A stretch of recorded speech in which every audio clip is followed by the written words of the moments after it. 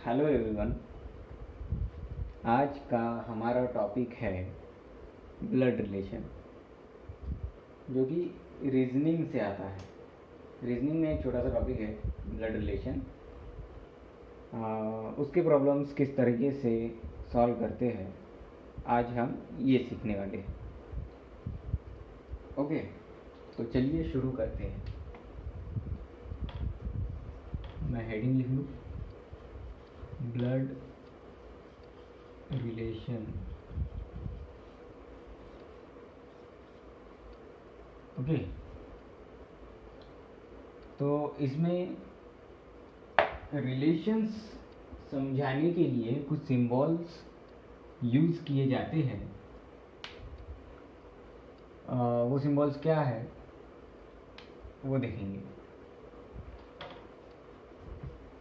अगर कोई मेल है तो उसे हम स्क्वायर से शो करेंगे, और अगर कोई फीमेल है तो उसे हम सर्कल से शो करेंगे। ओके, और इसके बाद बात आती है जेनरेशंस की। जेनरेशंस दो तरह की, एक सेम जनरेशन और एक डिफरेंट जनरेशन।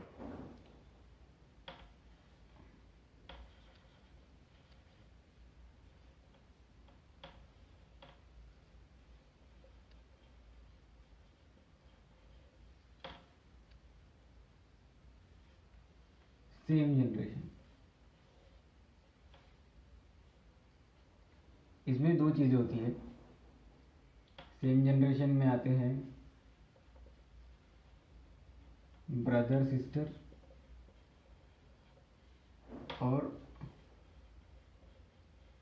हस्बैंड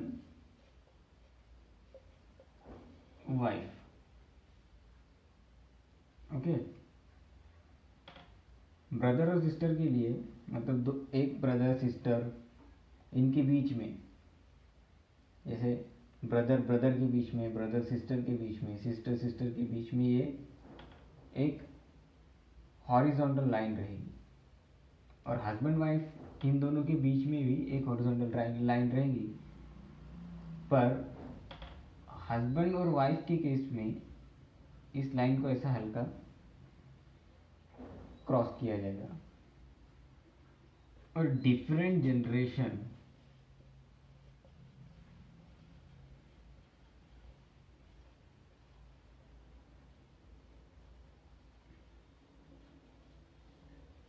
ये होती है पेरेंट्स और ऑफस्प्रिंग्स के बीच। पेरेंट्स और सन या डॉटर।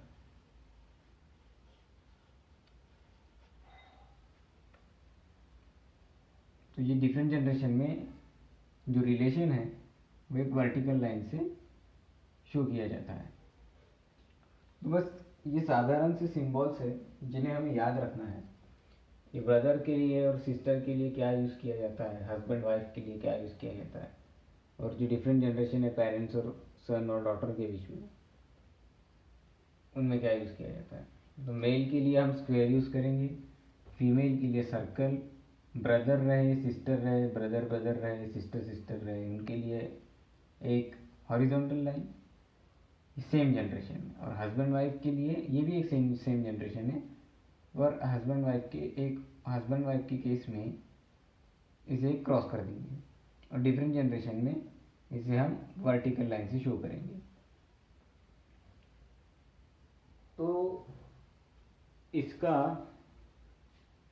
आप स्क्रीनशॉट ले सकते हैं या पॉज करके लिख भी सकते हैं, जैसा आप चाहें। इसके बाद हम एक प्रॉब्लम सॉल्व करेंगे इसके बेसिस पे। तो मैं इसे मिटा देता हूँ।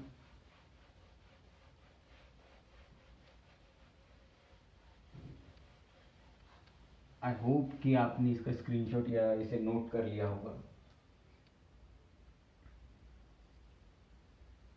प्रॉब्लम ये है कि if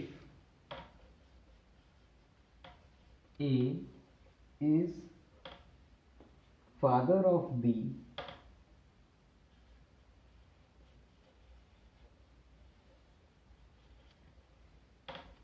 B is mother of C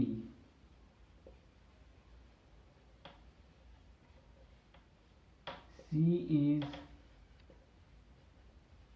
sister of D and D is husband of E, then how B is related with E?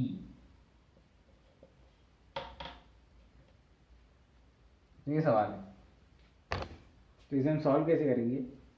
जैसे जैसे गिवन डाटा दिया है वैसे वैसे हम उसे उस गिवन डाटा को उस गिवन डाटा को डायग्राम में तब्दील करेंगे।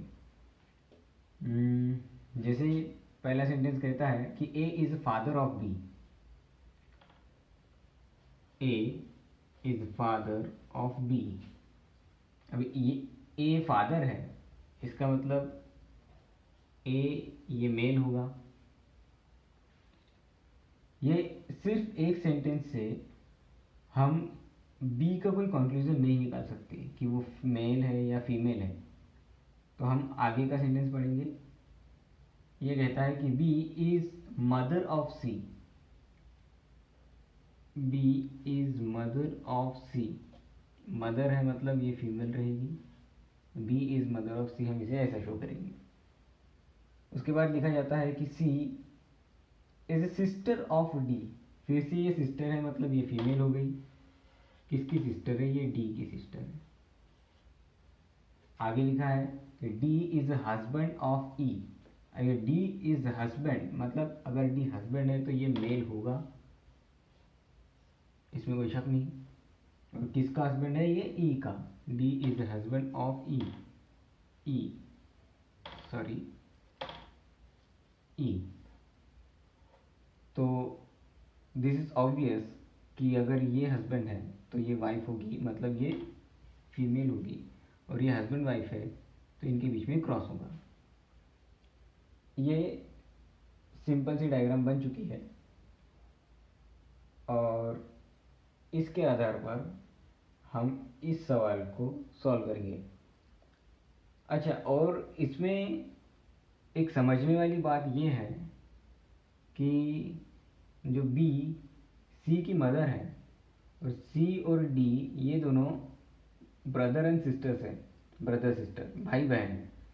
तो जो सी की माँ है, जो सी की मदर है, वही डी की भी मदर होगी। Okay.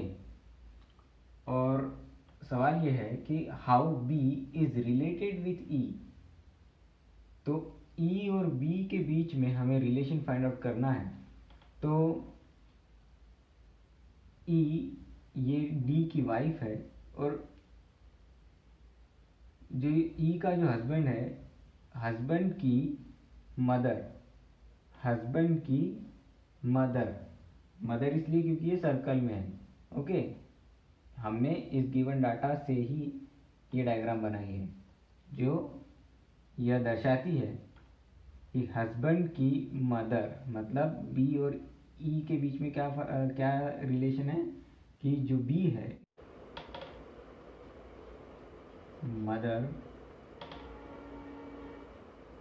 Mother in law.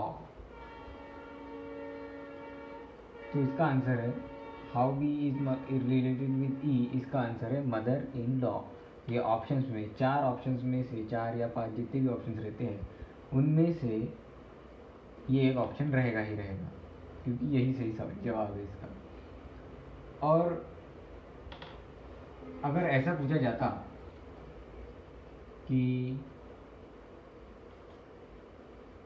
How E is related with B, तो तो इसका आंसर होता कि डॉटर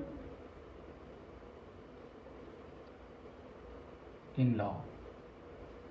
ओके, तो इस तरह से इसे सॉल्व किया जाता है और ये बहुत ही सिंपलेस्ट वे है ब्लड रिलेशन की प्रॉब्लम्स को सॉल्व करने का और आसानी से होते हैं। तो अभी हम एक नेक्स्ट लेवल का एग्जाम्पल या प्रॉब्लम देखेंगे और उसे सॉल्व करने की कोशिश करेंगे। ओके, प्रॉब्लम ये है कि M is the mother of B. M is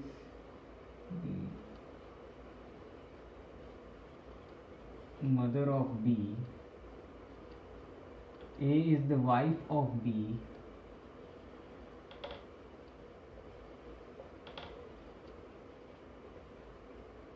N is the only brother of B.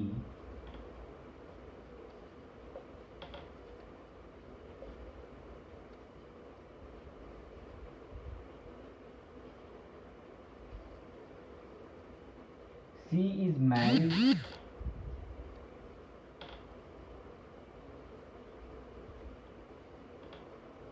to N. Q is the only child of C.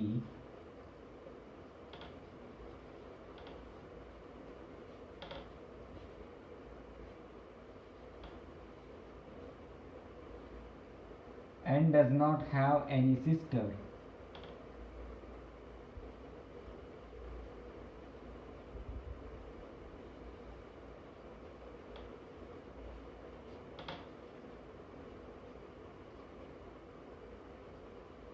And J is the father of A.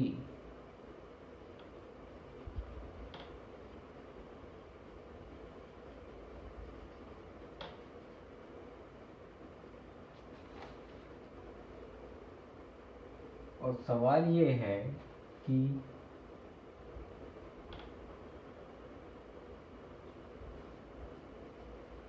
how Q is related with B। ये इतना बड़ा data दे जाने के बाद छोटे से सवाल, मतलब ऐसा नहीं है कि इतने सारे डाटा के लिए सिर्फ एक ही सवाल पूछा जाएगा।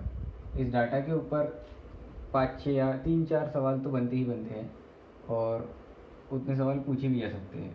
सिर्फ एक, मतलब ये एक डाटा से 5 सवाल पूछे जाते हैं।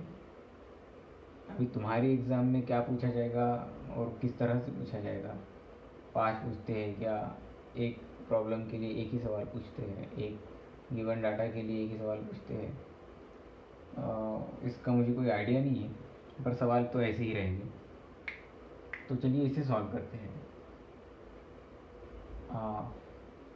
पहला सेंटेंस ये है कि M is the mother of B। M is mother, female है, mother of B। A is the wife of B। A is wife of B, मतलब ये B मेल हो गया, मतलब M का सन हो गया, और ये हस्बैंड वाइफ है इसलिए इनके बीच में क्रॉस आएगा। नेक्स्ट सेंटेंस ये कहता है कि N is the only brother of B। N जो है ये B का ब्रदर है और सिर्फ N ही ब्रदर है। N is the only brother of B। B का दूसरा तीसरा कोई भाई नहीं है, सिर्फ और सिर्फ जो है ये N है। Next sentence, C is married to N। C is married to N. अभी यहाँ मैंने डायरेक्टली सर्कल कर दिया क्योंकि ये मेल है, ये ब्रदर है, तो ये मेल रहेगा, और जिससे इसकी मैरिज होगी वो अल्टीमेटली फीमेल ही रहेगी, ये जाहिर सी बात है। नेक्स्ट सेंटेंस ये कहता है कि Q is the only child of C। C का चाइल्ड कौन है? Q है। द ओनली चाइल्ड मतलब सिर्फ एक ही, ये हस्बैंड वाइफ ये दोनों है, C और N। C मदर है और N Q का फादर है। और आगे यह सेंटेंस होता है कि N does not have any sister. तो ये सिर्फ बताने के लिए है कि कहीं तुम्हारा कुछ गलत तो नहीं जा रहा है। ये जो ऐसे सेंटेंस रहते हैं इतना सब बन जाने के बाद भी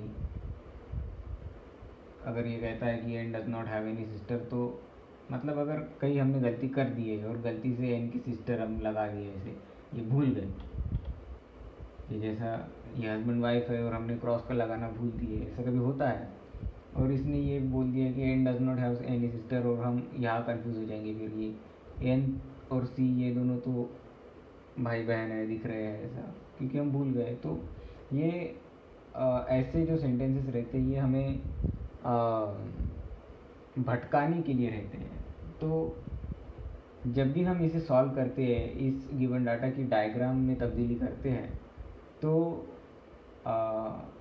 जो हमारा माइंड है वो स्टेबल रखे और ऐसी सिली मिस्टेक्स ना करें। जहाँ जिसकी ज़रूरत है वहाँ वैसे ही सिंबल्स बनाएं। तो N does not have any sister, अगर तुम्हारा कोई कंसंट्रेशन नहीं है तो तुम डेफिनेटली इसमें कहीं ना कहीं फंस सकते हो। और नेक्स्ट सेंटेंस ये है कि J is the father of A। A यहाँ है और ये J जो है ये फादर है, मतलब ये मेल रहेगा, इसे हम स्क्वायर से शो करते हैं। और ये हमारी डायग्राम हो गई। तो यहाँ पे पूछा गया है कि how Q is related with B। B ये है और Q ये है। Q के फादर का भाई कौन हुआ? अंकल। और Q किस तरह से रिलेटेड है? अभी इसमें तो ये बताया नहीं गया है कि ये मेल है या फीमेल है, ये डाटा सफिशिएंट नहीं है। तो ऐसे केसेस में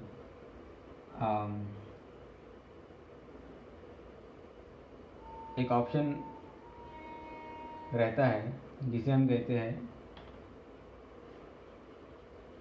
CND। ये शॉर्ट फॉर्म है, इसका मतलब होता है कैन नॉट डिटरमाइन और कैन नॉट डिफाइन। तो ये इस केस में इसका सही जवाब होगा CND, कैन नॉट डिफाइन। वैसे ये Q मेल होता तो इसे हम B का नेफ्यू कहते हैं, और अगर ये Q फीमेल होती तो इसे हम B की नीस कहते। इसे मैं बता दूं, शायद तुमको पता ना हो, आपको पता ना हो, क्योंकि मुझे भी ये नीस नेफ्यू क्या होते हैं पता नहीं था। नेफ्यू मतलब भांजा और भतीजा। वैसे ही नीस मतलब भांजी और भतीजी। मेरा ग्रामर उतना अच्छा नहीं है, ये मात्रा इधर उधर हो सकती है, उसके तरफ ज़्यादा ध्यान ना दीजिए। पता नहीं ये सही लिखा हो या गलत लिखा हो।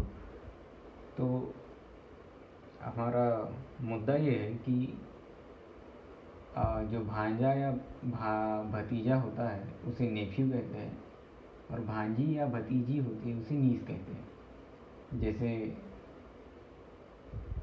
इंग्लिश में अगर अंकल मतलब मामा को भी अंकल कहा जाता है और चाचा को भी अंकल कहा जाता है, वैसे ही भांजा भतीजा ये नेफ्यू रहेगा और भांजी भतीजी ये नीस रहेगा।